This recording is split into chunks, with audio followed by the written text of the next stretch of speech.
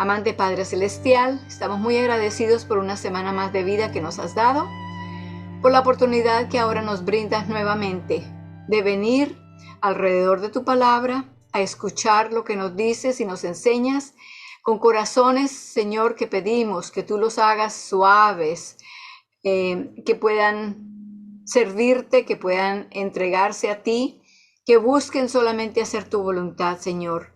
Tú eres el único que puedes hacer eso en nosotros. Te pedimos también que el Espíritu Santo cambie nuestro corazón de piedra a un corazón de carne, que sea suave, que pueda aprender y que tengamos ese deseo de cumplir lo que tú quieres que hagamos, no por nuestra voluntad, no por nuestra fuerza, sino por tu fuerza en nosotros, Señor. Que te permitamos que hagas en nosotros el trabajo de preparación para que podamos estar listos el día que regreses. Esa oración, Señor, es nuestra oración principal para nosotros y para todos nuestros amados. Te lo pedimos en el nombre de Jesús. Amén.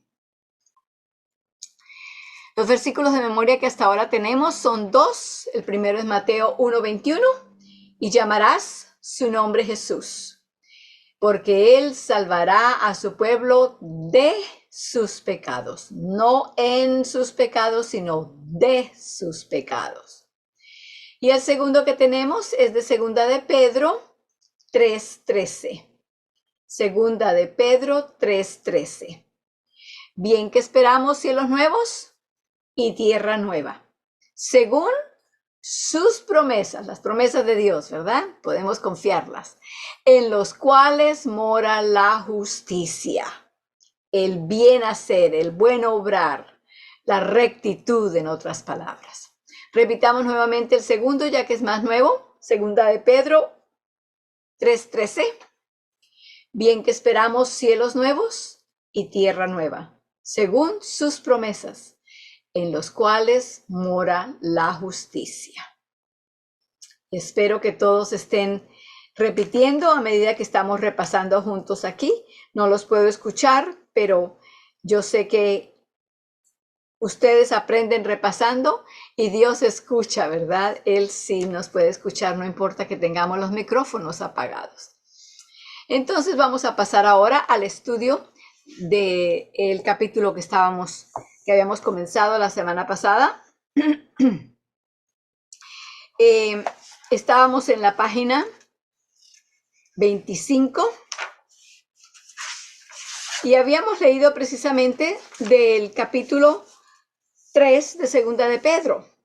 Habíamos leído también en esa página ese párrafo grande que está antes de la sección del gran clímax, y allí nos había presentado una serie de puntos que nos recalcaban y realzaban los puntos principales de Segunda de Pedro capítulo 3. El primero era que los que se burlan de las promesas del retorno del Señor lo hacen ignorando voluntariamente, ¿verdad? No porque no lo saben, sino porque lo rechazan. El punto número 2 nos recalcaba que la palabra del Señor creó los cielos y la tierra en el principio.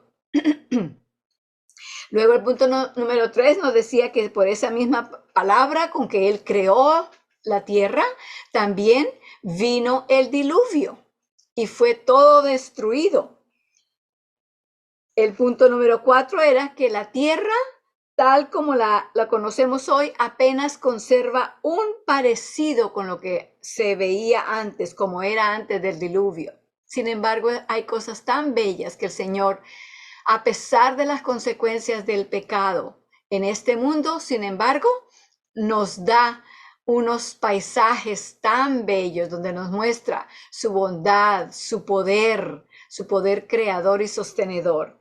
Y el punto número 5 que habíamos leído era que la misma palabra que creó y destruyó la tierra también es el que la sostiene hoy, hasta el tiempo de la destrucción de los hombres impíos, cuando se va a convertir la tierra no en un lago de agua como en el diluvio, sino en un lago de fuego.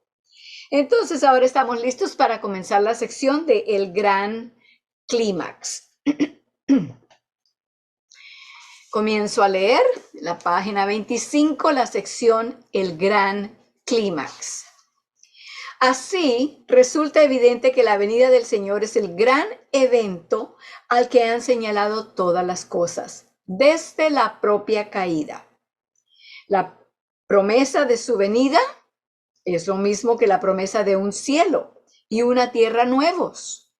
Esa fue la promesa hecha a los padres. Los que se burlan de ella no pueden negar que la Biblia contiene esa promesa, pero puesto que no ha ocurrido ningún cambio aparente desde que los padres durmieron, quiere decir desde que nuestros antepasados murieron, piensan que no hay probabilidad alguna de que se cumpla la promesa. Ignoran el hecho de que las cosas han cambiado y mucho, ¿verdad? ¿Y cómo siguen cambiando? Esto lo estoy agregando aquí, no está en el libro, pero han cambiado mucho y siguen cambiando y seguirán cambiando a medida que nos acercamos al final del tiempo. Página 26. Han cambiado desde el principio de la creación y se han olvidado que la palabra del Señor permanece para siempre. El Señor no demora en cumplir su promesa. Obsérvese que está en singular. No habla de promesas, sino de promesa. Es un hecho el que Dios no olvida ninguna de sus promesas, pero el apóstol Pedro está aquí refiriéndose a una promesa definida, que es la venida del Señor y la restauración de la tierra. Se tratará realmente de una tierra nueva, puesto que será restaurada a la condición en la que estaba cuando fue hecha al principio. Quiero recalcar aquí, además, que la venida del Señor junto con la restauración de la tierra, todo eso, aunque es una promesa, tiene varias partes, varias secciones. Y eso también lo vamos a desarrollar a medida que seguimos el estudio del libro. En el siguiente párrafo va a referirse a algo que la semana pasada, cuando leímos segunda de Pedro 3, les dije que más tarde hablaríamos de aquello. Vamos a leerlo otra vez para que sepamos a qué se está refiriendo. Vamos entonces en la Biblia a segunda de Pedro, capítulo 3, versículos 3, 4 y 8. Segunda de Pedro 3. Y recuerden que se está bien cerquita a Apocalipsis, ¿no? Segunda de Pedro 3. Vamos a leer los versículos 3, 4 y 8. En el versículo 3 comienza diciendo: sabiendo primero esto, que en los postrimeros días vendrán burladores, andando según sus propias concupiscencias, y diciendo: ¿dónde está la promesa de su advenimiento? Porque desde el día en que los padres durmieron, todas las cosas permanecen así, como desde el principio de la creación. Ahí estamos, la burla que presentan aquellos que han rechazado la verdad que ya han entendido y se les ha presentado. Ahora en el versículo 8, aquí viene el punto que vamos a desarrollar en este párrafo que estamos comenzando. Dice así: mas, oh amados, no ignoréis esta una cosa, que un día delante del Señor es como 1000 años, y 1000 años como un día. Entonces, aquí están las dos cosas. Un día es como 1000 años para el Señor y 1000 años es como un día para el Señor. Porque recordemos, Dios no está atado al tiempo como lo estamos atados nosotros. Nosotros estamos amarrados a las horas y los minutos y los segundos. Dentro de un ratito ya las manos del reloj no van a estar en el mismo lugar porque el tiempo va a haber pasado. Pero cuando se habla de eternidad, no hay principio ni hay fin. no hay el paso del tiempo, no se mantiene ese estado de tiempo como lo tenemos nosotros. Nosotros estamos bajo tiempo, Dios no. Entonces ahora estamos en la página 26 y vamos a hablar en cuanto a ese punto en particular en los próximos 2 párrafos. Página 26, en el párrafo que comienza, aunque ha pasado. Voy a leer allí, aunque ha pasado mucho tiempo, según ve las cosas del hombre, desde que se hizo la promesa, el Señor no demora en cumplir su promesa, puesto que Él posee todo el tiempo. 1000 años, aquí vamos a ese punto, 1000 años son para Él como un día. Por lo tanto, pongan atención aquí, ha transcurrido escasamente una semana desde que se hizo la promesa por primera vez en el tiempo de la caída.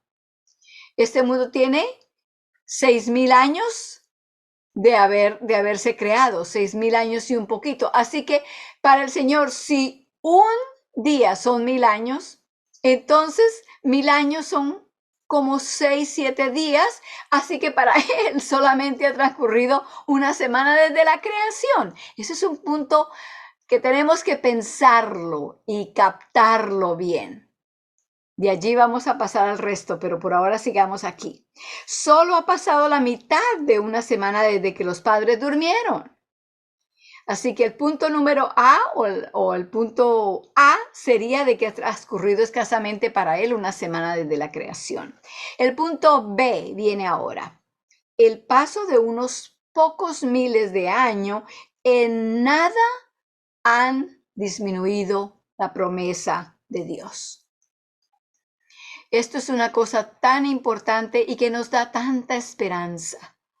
Porque el Señor no se le olvida, no es que se pasa y ya como hace 1000 años que las dio, imagínese, ¿qué se va a acordar? No, para Él es como si fuera ayer, antier, al principio de esta semana.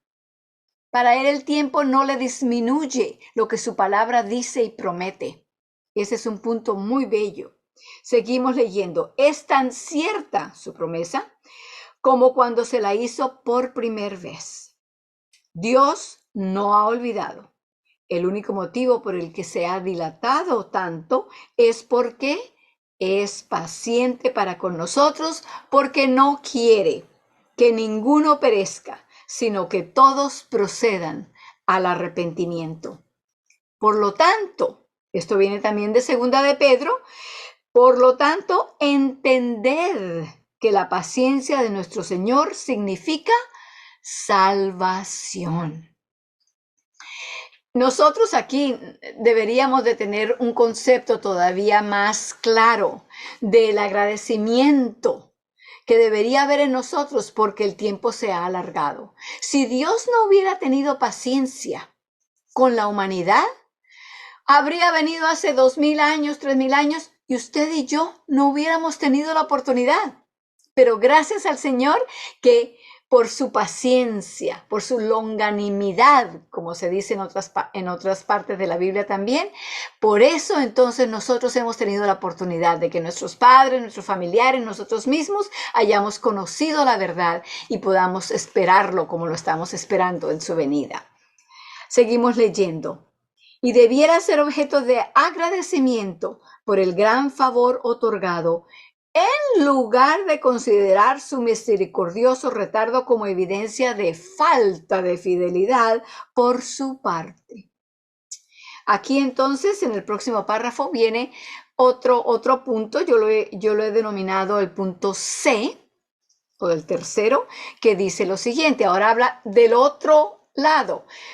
1000 años son como un día. Ahora vamos aquí. No se debe olvidar que si bien 1000 años son como un día para el Señor, también en segunda de Pedro se nos dice que un día es para Él como 1000 años. La página 26, en la parte inferior, estamos leyendo.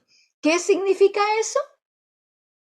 Simplemente que mientras que el Señor puede esperar un tiempo prolongado, como dice el hombre, antes de llevar a cabo sus planes, Eso nunca debiera tomarse como una evidencia de que en cualquier momento del proceso una cantidad determinada de trabajo va a precisar necesariamente la misma cantidad de tiempo que tomó en el pasado. ¿Entendemos lo que está diciendo allá? El hecho de que se tomó 4,000 años antes de que Cristo viniera como bebé no quiere decir, entonces eso quiere decir que ahora van a ser otros 4,000 años para esto y después. No, no debemos pensar de esa manera. ¿Por qué? Vamos a seguir leyendo aquí. Para el Señor es tan bueno un día como 1,000 años, si es que su voluntad decide que la obra de 1,000 años se realice en un día. ¿Puede el Señor hacer eso? ¿Puede el Señor adelantar, acelerar las cosas? Claro que sí puede. Sigamos en la página 27. Y eso pronto va a suceder. De Romanos 9:28 leemos allí ahora que dice, porque la palabra consumadora y abreviada, porque palabra consumadora y abreviadora en justicia, porque palabra abreviada hará el Señor sobre la tierra. Así que lo que nosotros estemos pensando, no, de aquí a que el mensaje llegue a las islas del Pacífico, algunas de esas islas todavía no tienen ni siquiera tren, ni esto, ni lo otro. Para el Señor no hay limitaciones. El Señor puede mandar ángeles. El Señor puede mandar sueños. El Señor puede presentarse a sí mismo. No estemos pensando que nosotros podemos guardar el tiempo y llevar el tiempo de lo que Dios va a hacer. No, Dios no está amarrado por el tiempo, vuelvo a repetir. Terminemos ese párrafo. Un día será suficiente para la obra de 1,000 años. El día de Pentecostés no fue sino una muestra del poder con el que el Evangelio ha de avanzar en el futuro.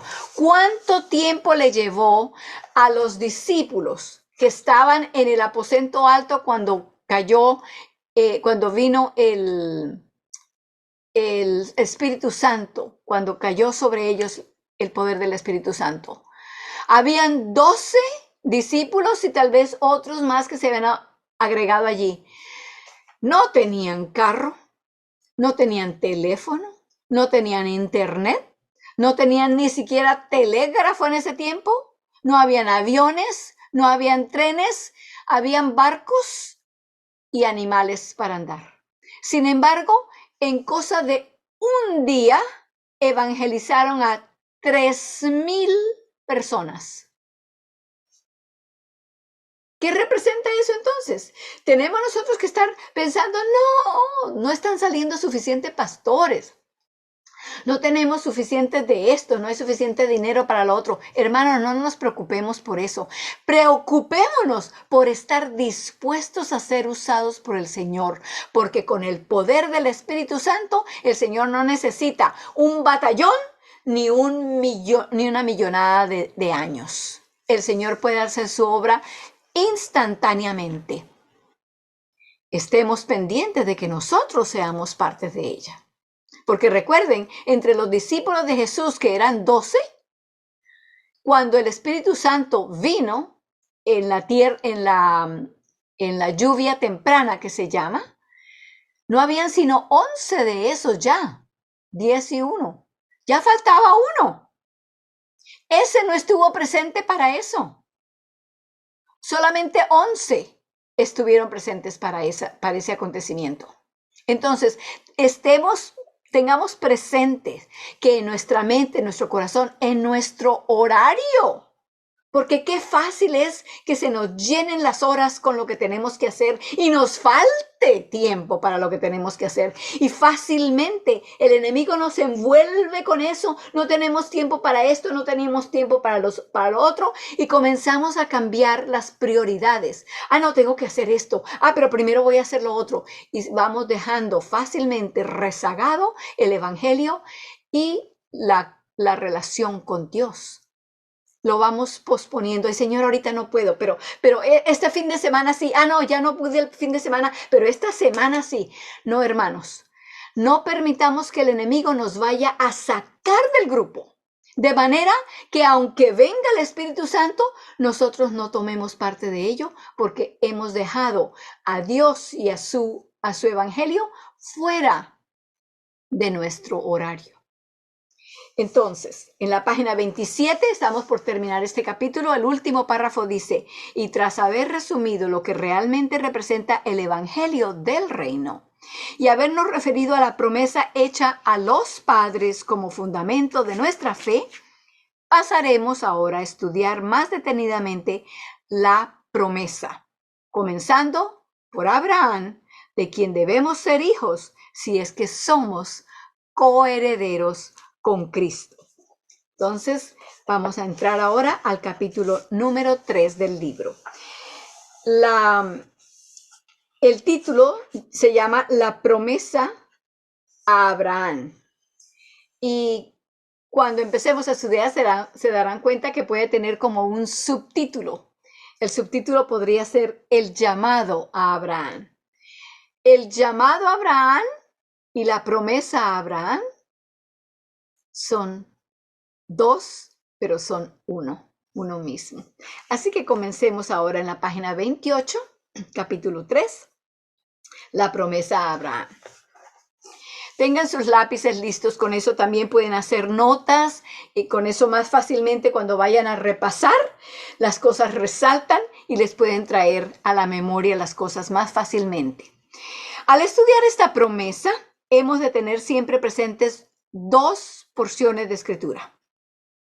La primera, si quieren poner allí un número 1, la primera son las palabras de Jesús. Estas palabras vienen de Juan 5, 39, 46 y 47 y dicen, escudriñad las escrituras, porque a vosotros os parece que en ellas tenéis la vida eterna, y ellas son las que dan testimonio de mí. Porque si creyerais a Moisés, me creeríais a mí, porque de mí escribió él. Pero si no creéis a sus escritos, ¿cómo creeréis a mis palabras? Las únicas escrituras que existían en los días de Cristo eran los libros que hoy conocemos como el Antiguo Testamento. Pues bien, dan testimonio de él. No fueron escritas con un propósito distinto a ese. El apóstol Pablo en el Nuevo Testamento afirmó que son capaces de hacer al hombre sabio para salvación, por la fe que es en Cristo Jesús, segunda de Timoteo 3:15. Y de entre esos escritos, el Señor señaló especialmente y específicamente los libros de Moisés, como revelándolo a él. Ahora, aquí hay algo que tal vez podríamos subrayar para verlo más fácil. Dice así, aquel que lee los escritos de Moisés y todo el Antiguo Testamento con cualquier otra expectativa distinta de encontrar a Cristo y mediante él el camino de la vida, los lee en vano y fracasará totalmente en comprenderlos. Es cierto que podemos tomar muchas porciones del Antiguo Testamento y decir vamos a estudiar las profecías de este libro, vamos a estudiar la poesía de este libro. Vamos a estudiar la historia de estos grandes personajes de la Biblia en este libro. Todo eso podremos hacer, pero tenemos que tener siempre en vista, presente en nuestra mente, que todo lo que leamos en el Antiguo Testamento tiene un objetivo principal. Y es el de señalar a Cristo Jesús, el de revelar a Cristo Jesús. Vuelvo a leer esas palabras que dije que deberíamos subrayar. Aquella persona que lea los libros de Moisés y todo el Antiguo Testamento con cualquier otra expectativa distinta de encontrar a Cristo y mediante él el camino de la vida, leerá todos esos libros como en vano y fracasará totalmente en comprenderlos. Si Cristo no es el centro de todo lo que estudiamos y leemos en el Antiguo Testamento, Estamos leyendo como si abriéramos un diccionario, porque hemos perdido el centro y el objetivo con el cual esos libros fueron escritos. Seguimos leyendo. Ahora aquí viene el otro texto. El primero era de boca de Jesús en Juan 5 y ahora el otro texto es 2 Corintios 1, 19 y 20 y dice así: el Hijo de Dios, Jesucristo, que entre vosotros ha sido predicado por nosotros, por mí, Silvano y Timoteo, estas tres personas están hablando allí, no ha sido sí y no, sino solamente sí en Él. Porque todas las promesas de Dios son en Él sí y en Él amén, por medio de nosotros, para gloria de Dios. Pablo está allí explicándole a los hermanos lo que les hemos estado enseñando. Y las cosas que le hemos estado mostrando y predicando en cuanto a Cristo no son una cosa hoy aquí y otra cosa mañana y pasado mañana ya cambian otra vez y son diferentes o ya las ajustamos, mañana le hacemos una enmienda, pasado mañana le añadimos. No, él dice las cosas que les hemos hablado no son sí y no. Puede que sea, puede que no sea. No, las cosas que les hemos hablado por estarlas hablando en cuanto a Cristo son sí, seguramente, y amén. Porque todas las promesas de Dios, y ustedes notan que esas palabras, todas las promesas de Dios están en itálicas, letra itálica. Todas las promesas de Dios son en Él. ¿En quién? En Cristo. En Cristo son sí y en Él son amén por medio de nosotros para la gloria de Dios. En Cristo Jesús todas las promesas de Dios son cumplidas. Son ciertas, son seguras. Ahora aquí sigue algo que sería bueno subrayar también. Dice, Dios no ha hecho ninguna promesa al hombre que no sea mediante Cristo. La fe personal en Cristo es lo necesario a fin de recibir cualquier cosa que Dios haya prometido. Dios no hace acepción de personas. Él ofrece gratuitamente sus riquezas a cualquiera, pero nadie puede tener parte alguna en ellas sin aceptar a Cristo. Eso es perfectamente justo, puesto que Cristo es dado a todos si es que lo quieren tener. Quisiera que vayamos al libro de San Juan, Juan capítulo 14. Juan 14, porque allí no solamente ahora tenemos las escrituras que nos han predicho y nos han señalado a Cristo y nos han enseñado a Cristo, sino que tenemos las palabras de Cristo mismo, que nos asegura en Juan capítulo 14, versículo 6, algo que es completamente cierto y digno de ponerle cuidado porque es completamente distinto a cualquier otra cosa. En el 14:6 dice, Jesús le dice, yo soy el camino, la verdad y la vida. Luego dice, nadie viene al Padre sino por mí. Eso es lo que estábamos leyendo. Nadie viene al Padre sino por mí. No hay ninguna promesa, no hay ninguna profecía, no hay ninguna doctrina que tenga ningún valor ni ningún sentido a menos que sea visto a través de los lentes de Cristo Jesús. Si no vemos a Cristo en la doctrina, en el modo de fe, en la profecía, en lo que sea de la Biblia, si no vemos a Cristo allí, entonces estamos perdiendo de vista el centro de lo que lleva la Biblia, la palabra de Dios. Noten también que allí Él dice, soy el camino, la verdad y la vida. Quiero recordarles un poquito de la gramática que aprendimos en la escuela, cuando estábamos tal vez por allá en los grados tercero o cuarto de primaria, ¿verdad? Cuando aprendimos los artículos en español, hay, y también en inglés, artículos definidos y artículos indefinidos, ¿verdad? Entonces, los artículos definidos son el, la, los, las, ¿verdad? El artículo indefinido son un, uno, una, unos, unas. Entonces, en el caso de Juan 14:6, Cristo dice, yo soy el camino, la verdad y la vida. Noten que usa allí precisamente el artículo definido. No dijo yo soy un camino, yo soy una verdad de muchas y yo soy una vida de tantas que hay. No. La diferencia se ve, por ejemplo, cuando hablamos, y yo me gusta poner un ejemplo porque así nos ayuda también a saber, a entender la importancia de lo que Cristo dijo. Si, digamos, yo fuera a salir a ir a la biblioteca y alguno de ustedes me pregunta para dónde va, yo le digo voy a la biblioteca, me dice uno de ustedes, me dice, hágame el favor y me trae un libro.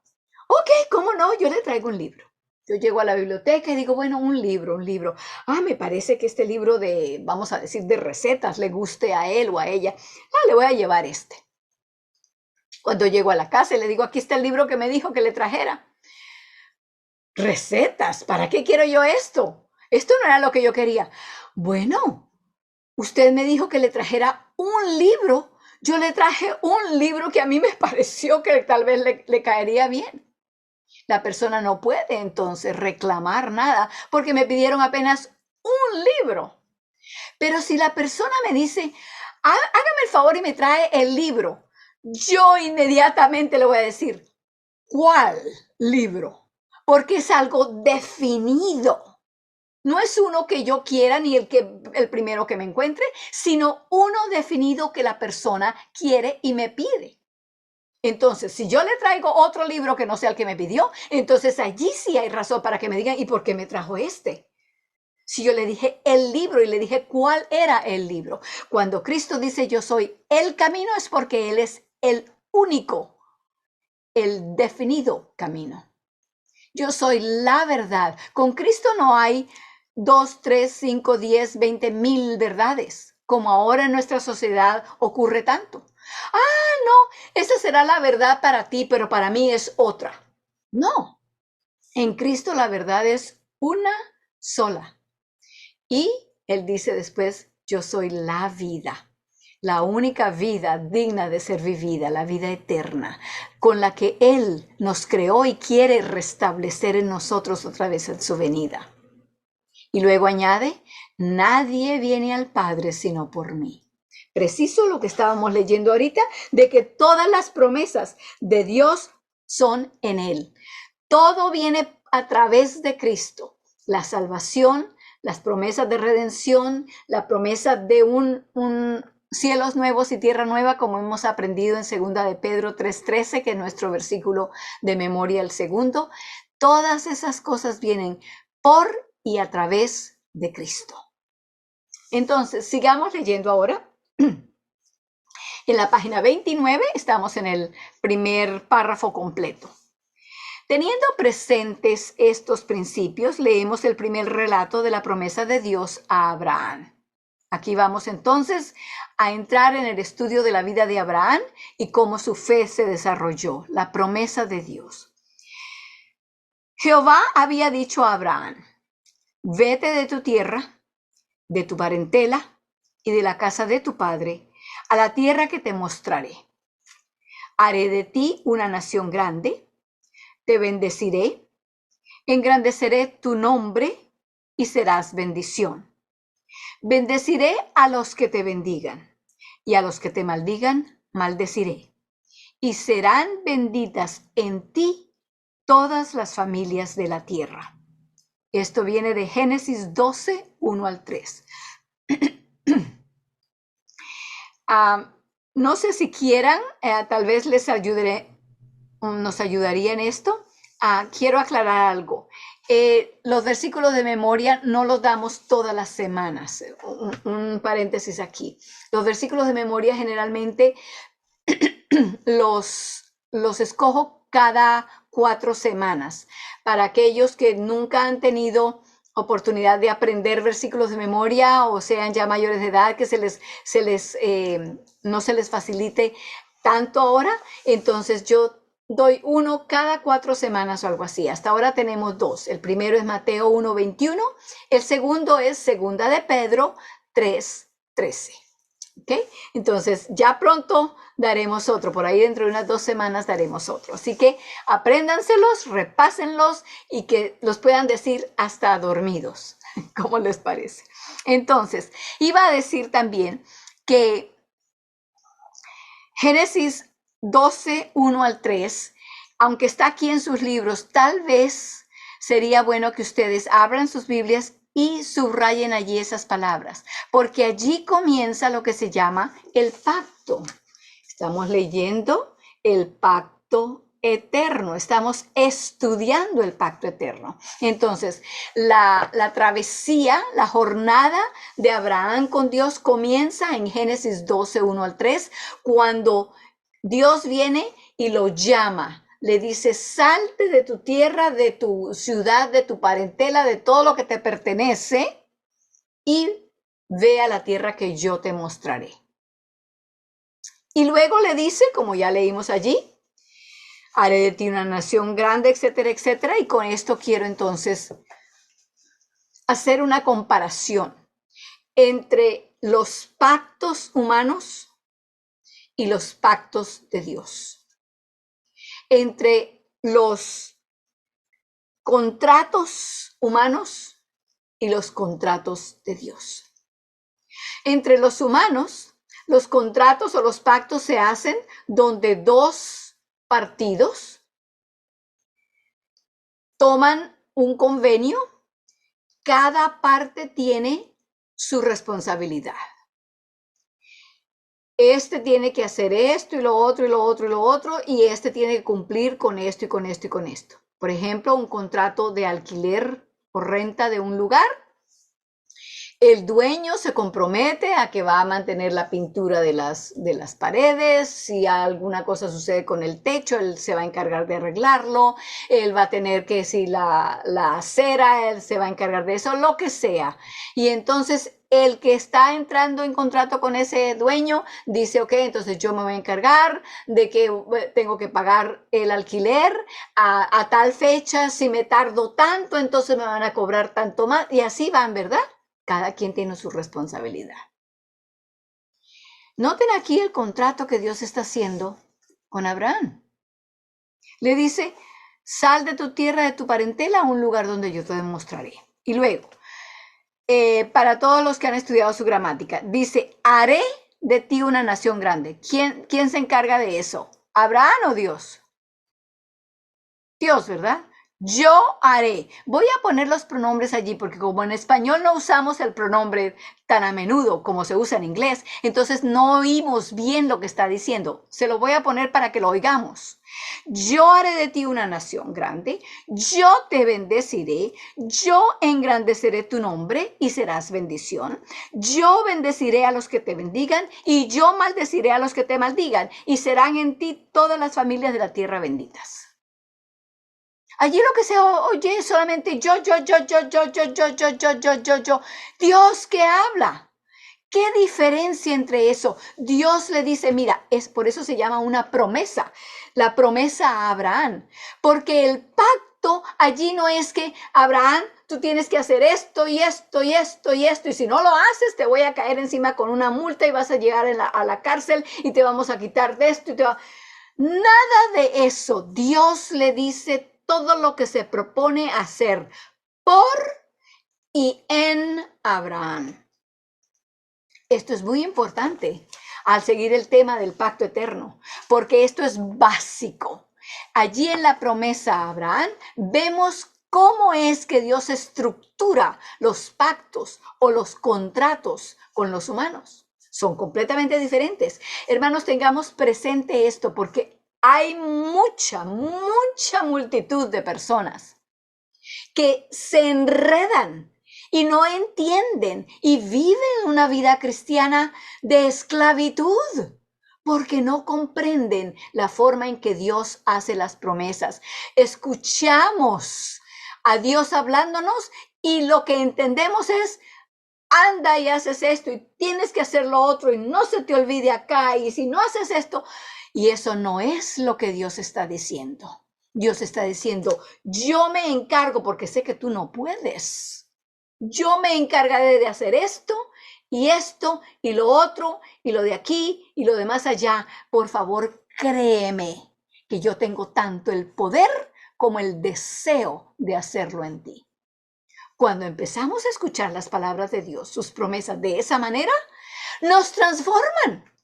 Transforma la forma en que pensamos en cuanto a Él y transforma la forma en que confiamos y llevamos esa relación con Él.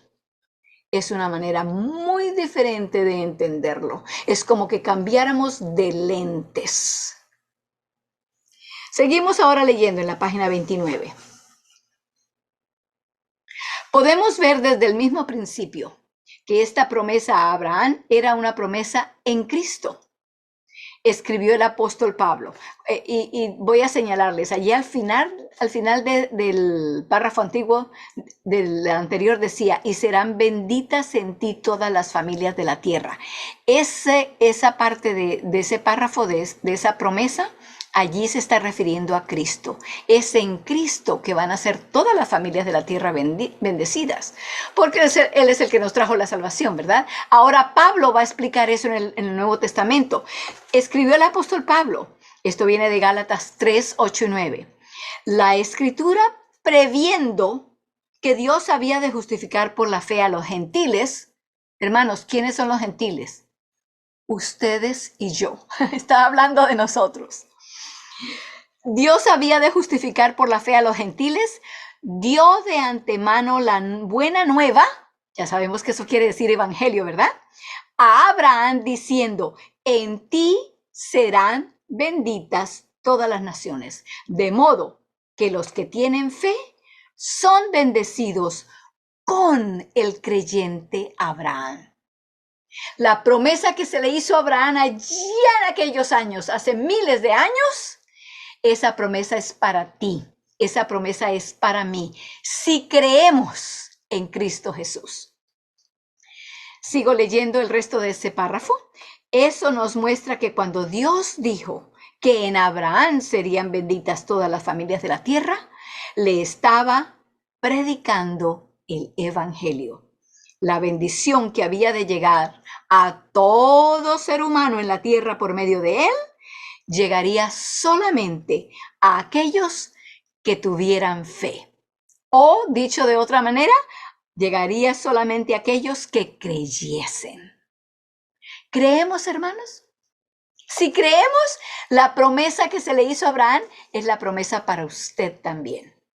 Si no creemos, la promesa sigue vigente, pero no va a traer ni el gozo, ni la satisfacción, ni la preparación para recibir esa promesa. De eso es que habla nuestro versículo, el último versículo de memoria, 2 de Pedro 3:13. Bien que esperamos cielos nuevos y tierra nueva según sus promesas, en los cuales mora la justicia. Hermanos, qué promesa y qué prometedor el que nos las da, ¿verdad? Con esto entonces vamos a dejarlo hasta aquí esta noche. Seguiremos entonces la próxima semana. Marquen sus libros para que sepan fácilmente dónde ir cuando empecemos el próximo jueves. Y ahora les invito a que nos pongamos de rodillas delante de Dios, el que ha hecho estas promesas y las cumplirá. Bondadoso Padre Celestial, qué grande eres, qué justo eres. Porque si las promesas que nos haces las dieras para que nosotros las cumpliéramos, qué injusticia tan grande sería esa. No podemos. Tú lo sabes. Y por lo tanto nos dices, yo puedo, yo sí puedo. Y yo quiero hacerlo en ti. Oh Señor, ayúdanos a creer. Y a creer ahora, y a creer dentro de un rato, y a creer mañana, y a seguir creyendo hasta el día cuando te veamos, cara a cara en tu presencia. Gracias, Señor, por la historia de Abraham y la relación de fe contigo, que nos enseña tanto en cuanto a ti y tanto de lo que debemos aprender en cuanto a nosotros mismos también. Danos, Señor, la buena voluntad de creer en ti. Hasta eso debemos recibir. Te lo agradecemos en el nombre de Jesús. Amén.